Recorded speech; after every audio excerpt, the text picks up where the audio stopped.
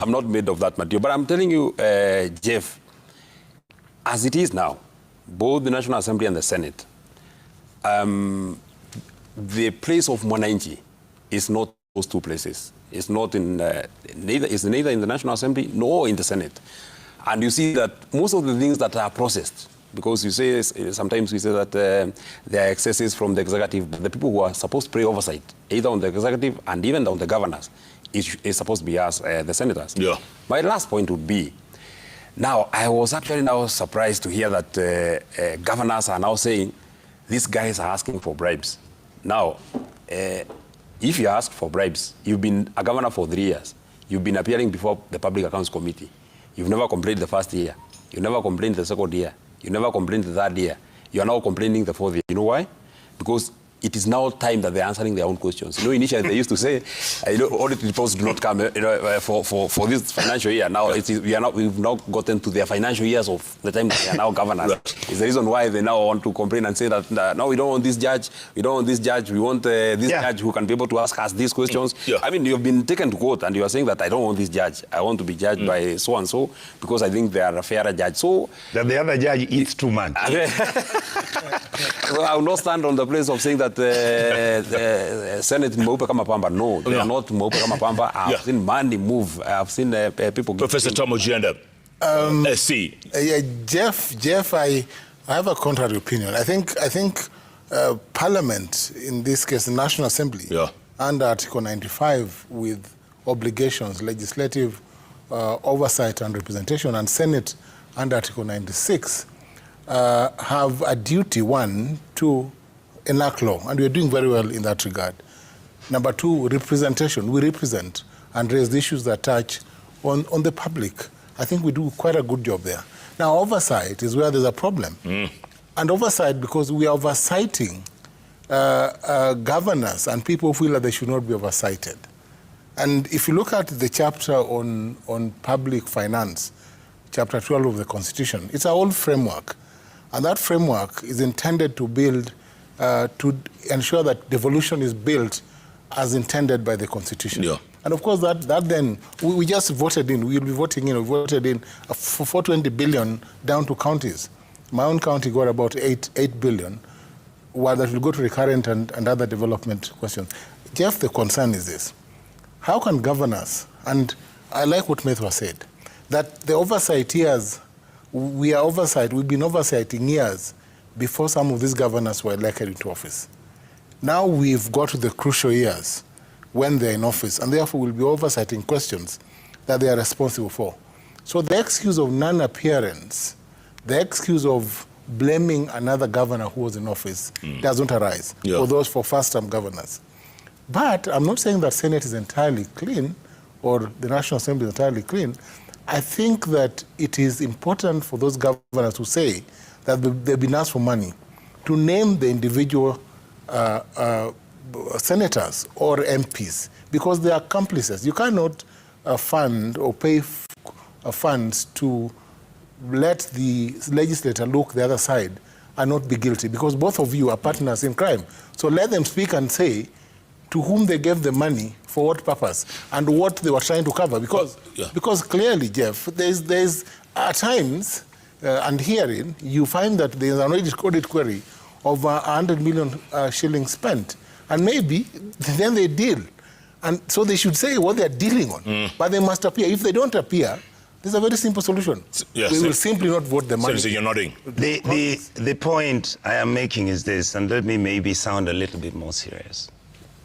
I believe that the infrastructure that we had from the 2010 Constitution has deliberately been emasculated to the point that the houses that are supposed to provide oversight, and that is the Senate and the National Assembly, are they themselves actually dysfunctional. Dysfunctional in that the guardrails, whatever laws and whatever legal interpretation that had been given to the House on what we are supposed to do. For example, you look at the Consolidated Fund. The Consolidated Fund was actually a fund that nationally, previously in our history, there was no president who had unaffected access to that Consolidated Fund. Now, the president has complete access to the consolidation. He doesn't have to seek parliamentary approval to do anything. He can actually take that money and spend it.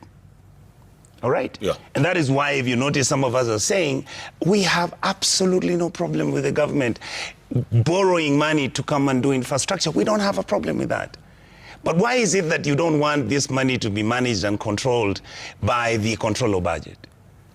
Do I even know whether this money, the way you have framed everything you've done, the money is not even supposed to be audited?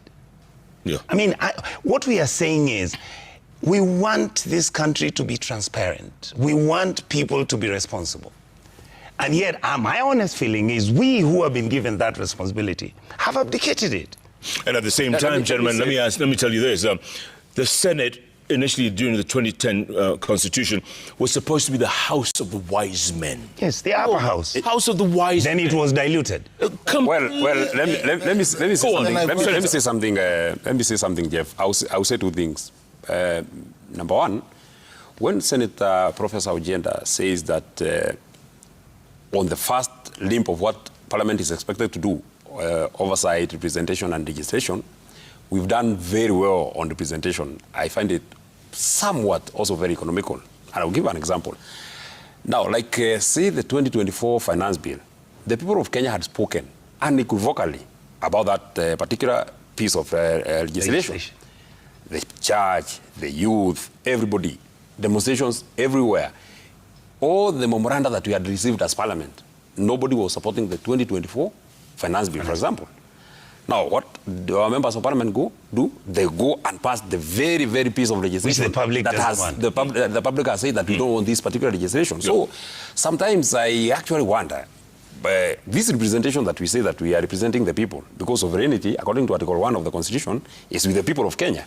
Is it really the people of Kenya that we represent, or sometimes we actually represent the interests of the president, because it is the president who was actually really pushing? Are you saying your hands are tied? You feel your hands are tied? No, our hands are not tied.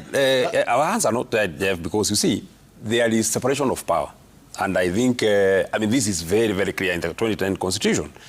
The working of Parliament, if Parliament was supposed to work the way it's supposed to work in terms of oversight, in terms of representation, like, for example, when we say our hands are tied, what stopped the National Assembly from not passing the finance bill? What obligation did they have to pass a finance bill that the people had actually rejected that piece of legislation? Yeah. Let me come to the Senate. After everybody, and that is why I would want to say that the people of Kenya should have some level of faith, especially in the Senate.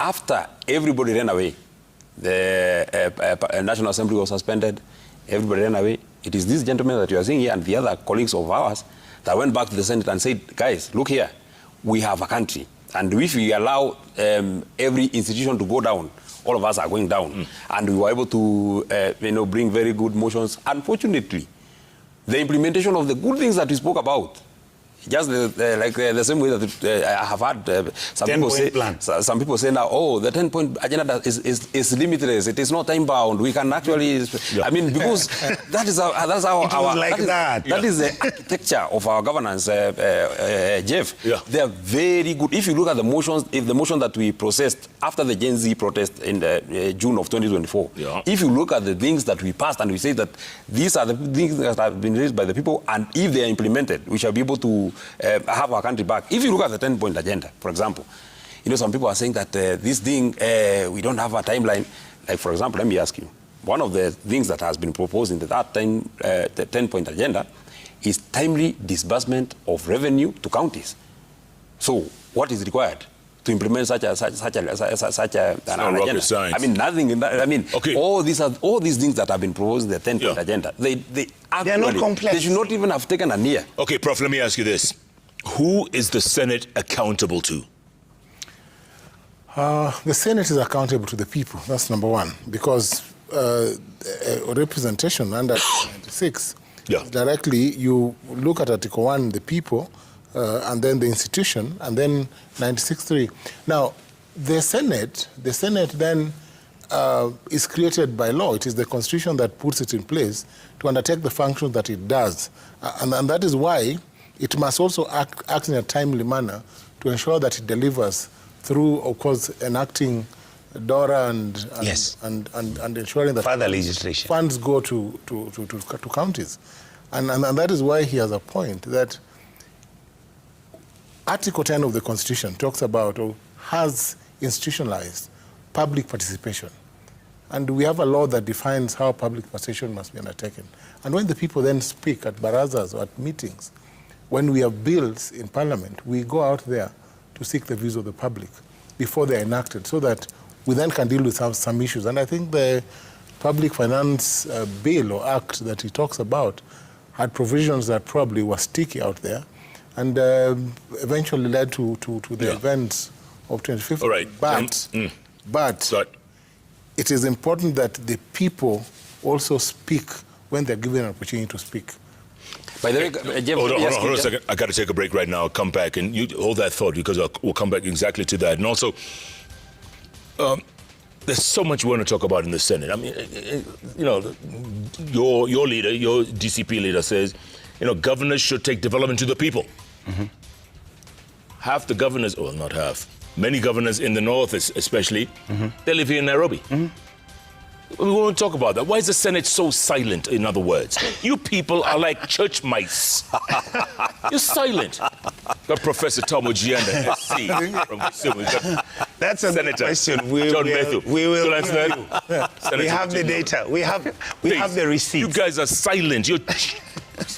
We are not silent. You're not? We are not. Are you making noise? Yeah, that is why they don't want to appear before us. Oh.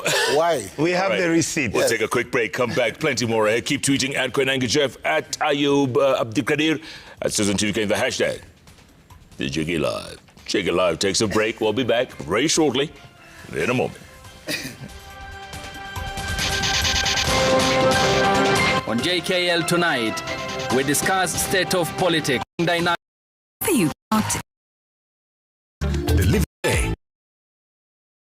Economic development and growth, whether it is public service delivery, whether it is human resource issues. We believe that our system is inherently broken. Okay, but you're also with Matiang'i's side as well. Yeah, exactly, because Mr. Matiang'i is Mr. Fix-It. My thinking is, and this is the persuasion we are having amongst us, the opposition, Honorable Gachagua has very positive points, which are wonderful, which a lot of people hate, but in Kenya that doesn't really matter. I believe that Justin Muturi will advise in the law. I believe that Matiang'i has education, public service, internal security. These are positives. Mzee Kalonzo has excellent credentials in international diplomacy. He's somebody who provides stability. So what you see, and then Babu Wino and Sifuna are basically providing the wings, and that is the youth. Once the bird begins to fly, in the center you have these matumbo na nini na miguu ya kukanyaga stability, and Babu Wino and Sifuna are flying and the thing will take off. So I'm comfortable with what is going on. Okay, let me go to Methu. Yeah. Methu, so you're firmly DCP, I mean. Yeah. Now, let me say this. First, before I come there, before we went to the break, what I wanted to ask, you know, when governors say that they will not come to the Senate because they are being asked for bribes, so now, between saying that they will not come to the Senate and not giving bribes, which would have been an easier thing, they would just say that we are coming to the Senate, but we shall not give you bribes. But they can't say that we are being asked for bribes, so we will not come. That's the only place that you come for oversight.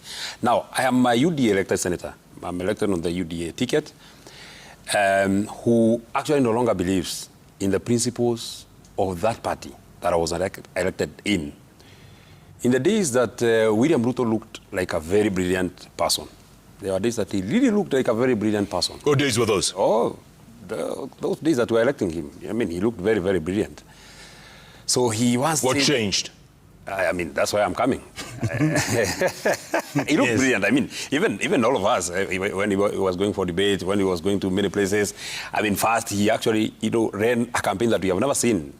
He first...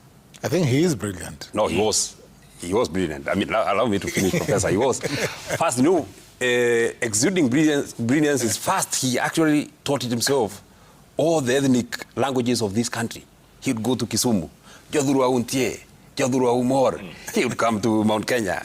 He would go to Every place, I mean, he would come to I mean, he'd go to Western, Musangari, Murimu, Mami, yes, it's only. I mean, I looked very brilliant. Yeah. So one day he said that we now have a mongrel of an association. We don't know whether government is in opposition or opposition is in government. All the things that we actually spoke about when William Ruto was campaigning, he never speaks about them. And I want you to look at the pattern that William Ruto takes. A long time ago, you used to hear him, hii watu ya mama mboga, hii watu ya boda boda, tutoe hawa hapa chini, tupeleke hapa juu. You've never heard him talk about that for the last like 3 years. He never speaks about mama mboga. He never speaks about mtu ya boda boda. Never. You can never hear it in his speech, whether it is the written speech or the speeches that he is making on the public declarations. When he was elected, his first year, he was saying that now we have actually now come up with a very good roadmap of helping the lowly in the society. We now have something that we call the Hustler Fund. Chukua simu yako, apply for Hustler Fund. For the last 2 years, you never heard him speak about the Hustler Fund. Now he keeps metamorphosizing. He looks like a caterpillar. One day you find a caterpillar, it's a caterpillar. Tomorrow it's a butterfly. I think the next day is something. He keeps metamorphosizing. And as a person, I feel that it is very difficult for me to continue. I wonder whether, at the loans of State House, and I think Professor Ojinda, you're the one who should tell me, because now those ones who are supposed to be opposition are now government. Those of us who are supposed to be government are now in opposition, because he meets William Ruto more than he meets me. He needs to tell me whether in that State House they ever look at the manifesto that we had as a party. Okay, but Prof says, he agrees, a lot of people agree, he's a brilliant man. Yes, he is. I mean, actually, the professor would be the best person to tell us, because... Go on, Prof, tell us. No, just before he comes in... Tell us. Just before he comes in, because when we were elected, even when Raila Odinga was actually alive, even when ODM was in opposition, Professor had already crossed over. He was already with William Ruto, even before ODM crossed over. Okay, let him speak for himself. I think, Matthew, I think perhaps I see far. I so far, and you must acknowledge that. Definitely, let me tell you this. William Ruto is brilliant. And is brilliant because of what we have seen in transformation in governance. The housing fund and what we have seen as an economic or socio-economic transformation speaks to that. With over 260,000 units built, that is transformation, changing the face of Kenya to the second world status and moving to the first world status. That is important. The Singapore dream and the 5 trillion infrastructure fund speaks to a vision. Surely, Matthew, you cannot see that. The transformation of the health sector, SHA, as applied to the level 2 and 3 hospitals, and SHIF as applied to level 4 to 6 hospitals, and now with a framework that allows Kenyans who require treatment out of the country, if service is not available in Kenya, to be treated out of the country. In fact, last week, we had a presentation from the PS Health on the new infrastructure under SHA to allow Kenyans to seek treatment in India. Could I? And we have also, no, it's okay, just hold on, give it time. The infrastructure, now we have the Rironi project road that is going on. And since I'm on that road twice a week, I know that it's going on. And that it is intended to open up the problematic Nakuru-Nairobi highway, because it goes all the way to Total. That will open that side. The same way His Excellency President Mwai Kibaki and Uhuru Kenyatta opened the central region up to Nyeri with a dual carriage. And that has spurred business and growth in that area. Jeff, that is a visionary leader. It's a visionary leader who knows that there's need to invest in infrastructure, there's need to advance the country from where he found it to the next level. Jeff, William Ruto has employed over 400,000 teachers since he came into power. Who did that before? Nobody. So we cannot say that merely because Matthew changed his mind or no longer sees the brilliance in that leader, that he's no longer brilliant. He is. the broad-based structure, Jeff, has ensured that we have the gelling of governance and the tapping of brilliance and expertise from the other side, the ODM side, fusing government after the events of 25th June 2024. But the 10-point agenda itself is a brilliant piece of work. By the way, that number you said, 400,000 teachers, yes. that's not correct. Yes. That's not correct. It's only 76,000. Thank you. Could I? Yeah. Let me come in. It's not 400,000. That's right. It's an ongoing thing, but it's not 400. Wait. That's the aspiration. And I'll tell you, even as much as just means about as an aspiration.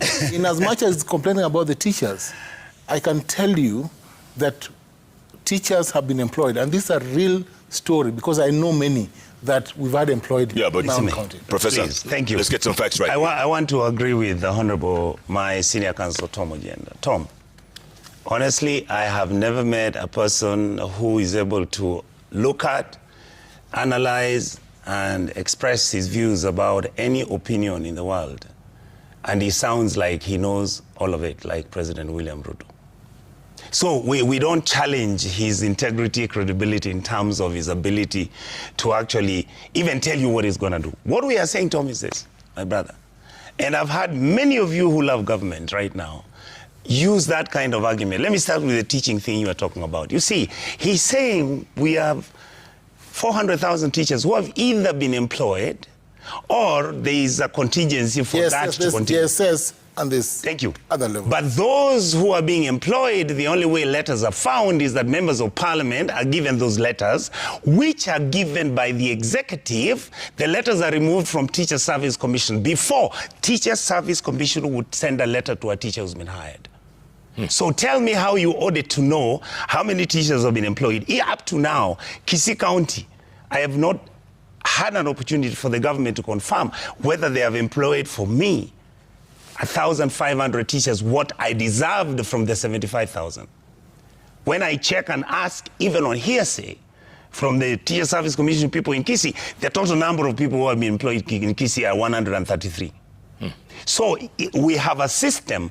If Senior Counsel Tom Ojienda is able to get those letters by accepting that he's in government and he loves President William Ruto, which he does, and that is exactly what he deserves, then he has done well for his people. Well, but my argument is, what are you going to do? Tom, please allow me, sir. I've employed many teachers. Exactly. So he has employed many teachers. It's a good thing. So let me put it this way. No, I'm not saying it's bad. What I'm saying, the system you are operating in operates like a casino. You must love the president for him to give you the letters. If you don't love him, he gives his friends. Once he has given the friends, meritocracy is never followed. The policy initiatives that Teacher Service Commission had, because it was an independent commission, don't matter anymore. But you know what happens? The issue of teachers being settled because of our tribalism and those things stopped. You know, all right. So I'm using teachers as an example. Let me come to the second one. Senior counsel, we live in this country. Everybody talks to us. People tell us those houses. Nobody has ever told the government the president should now come up with building of houses. What we are saying, how can you build houses on public land, and then there's no clarity on how these houses are going to be shared? Are they being done by their contracting base? Or is it going to be managed by the public? Like in Kisii, I'm being told that we are going to build houses where the prison was. This is a prison in 1942 where detainees who are fighting with the Mau were put in. I would love that to become a museum instead of the president putting houses there, because in Kisii we have more land elsewhere. And yet he's coming and telling us we are putting it here. Irrespective of what you think. We are talking about the borrowing that is going to do the infrastructure fund. Yes. What has been happening in SHA. We have never said that SHA was a failure. We have said SHA is a cartel which is based with a platform which handles the finances of SHA, and that's how money is being siphoned out of SHA. It is an excellent program. Only that money is being siphoned and stolen. By the way, speaking of national... And the Auditor General has said that. Yeah, Senator, speaking of National Infrastructure Fund, does the Senate have a say in it at all? We are supposed to. Let me say this. No, I'm coming to that. Of course, Senate is Parliament, so Parliament always get... No, you're not answering. Does the Senate have a say? in the National Infrastructure Fund? You know, that one will be a money bill. So therefore, it will go directly to the National Assembly. So ours would be to give an opinion, but that would be a money bill, and it will go. And yet the county governments will need this money. Yes, just like say the finance bill. But I wanted to say this. You know, listening to Professor and looking at the way this government operates, and looking at how President William Ruto operates, it looks like President William Ruto operates with the mantra: give somebody poison, then follow him with milk so that he does not die. And why do I say that? Because I wonder whether Professor knows that this share that he is actually really celebrating, first works like a Vieta. It will serve one person here, it will jump like 15 people, go to the 16th person, jump like the 23rd, go to the 23rd person. That is thing number one. Number two, I wonder whether he has made some little research and asked how much share owes the health facilities in his own county of Kisumu. Like, for example, if Shah owes 196 million to JM Kariuki Hospital in Nyandarua, is that hospital not collapsing? How will that hospital continue offering services? I wonder whether he knows that most of, especially the private and the faith-based health facilities, are no longer accepting Shah because, the payments are not being made. But now, let me come to this. None of us is opposed to development. None of us is opposed to development. Because first we are elected. We want development to come to our places. We want roads to be done in our places. But how comes every development that the president promises with his own mouth, it does not happen?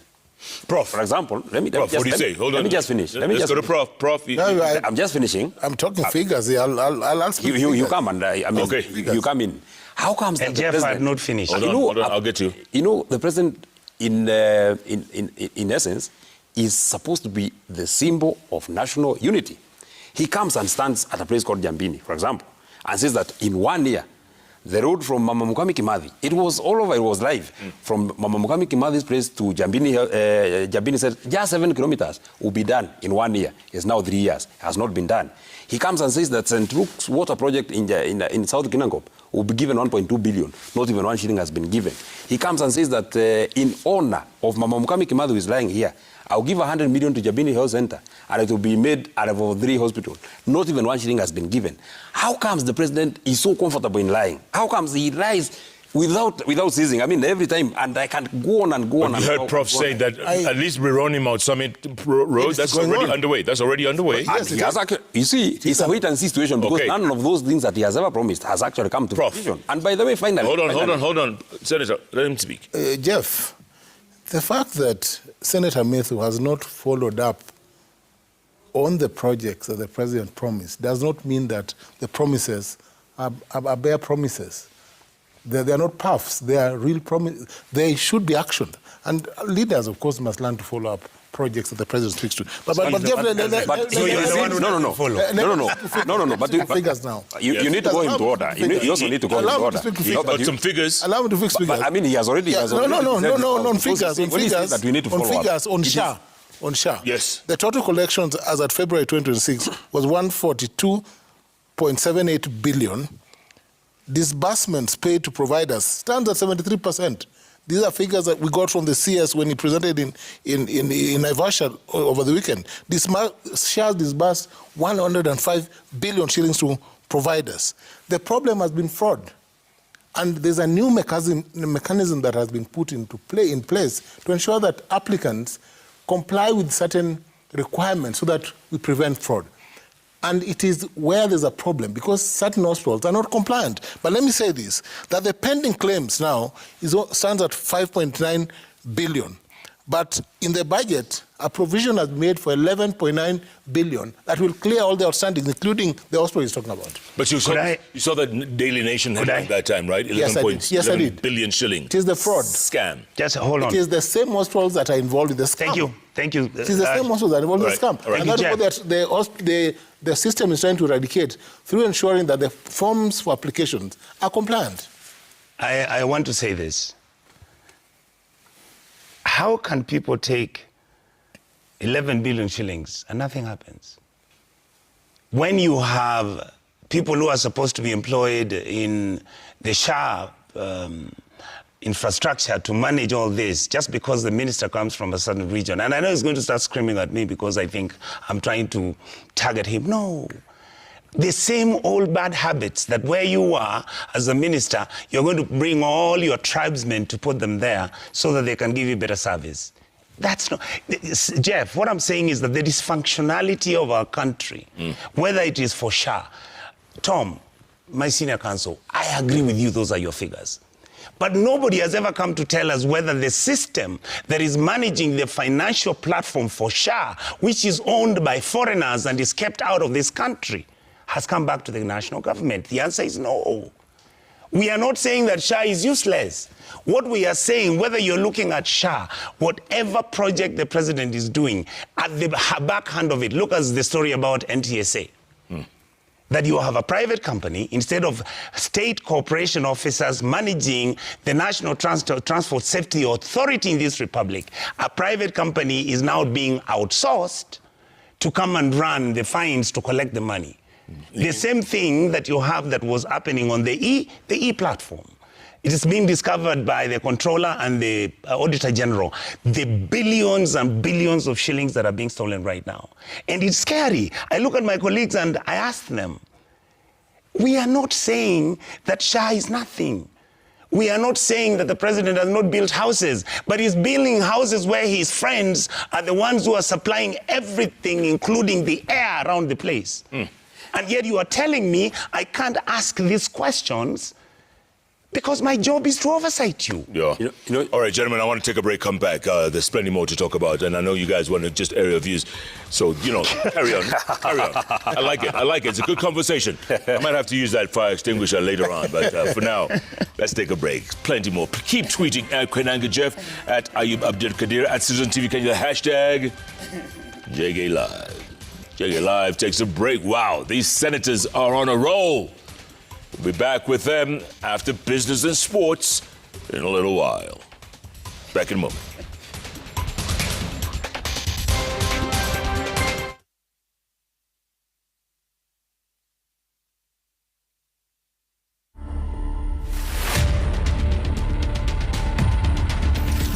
So mimi niliweza kupitia juu ya maiti hadi nikafika finishing point yangu. Nikachukua simu yangu faster na nikatumia my wife record. Nikamwambia in case muone si uko online, msinitafute, mkue tayari mimi nimekufa, na nikisha kufa mwili yangu haitairudishwa Kenya. Watch this story and more. Download the Citizen Digital app or visit www.citizendigital.com.